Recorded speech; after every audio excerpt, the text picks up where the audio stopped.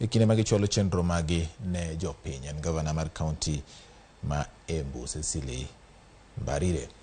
Migago mar pur e kaunti ma Kajiado kachiel kod riwruok matayo weche mag chiemo kod pur FAO ochako chenro mar pidho chiemb jamni ma gin godo gigeno ni biro jiwo pith mar jamni.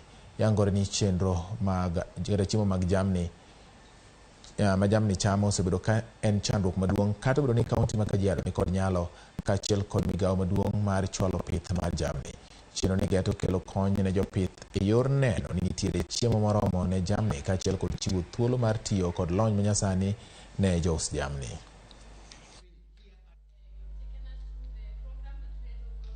And having such a document will be able to guide the county, will be able to guide the implementing partners and any other value chain actor from the farmer all the way to the people who are going to utilize those feeds.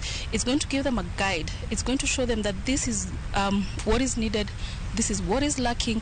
We know that Kajiado County is deficient of feed at -34%, and we hope that this strategy will provide the county with the necessary strategies and plans that will increase the productivity of beef production.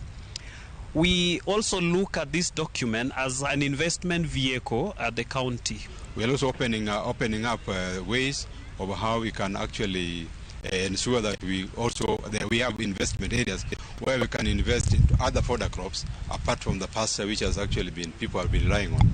So we are hoping that through this strategy we'll be able to increase the livestock productivity and, if possible, ensure that we change the livestock keeping from the traditional way of keeping livestock to commercialized way of keeping livestock.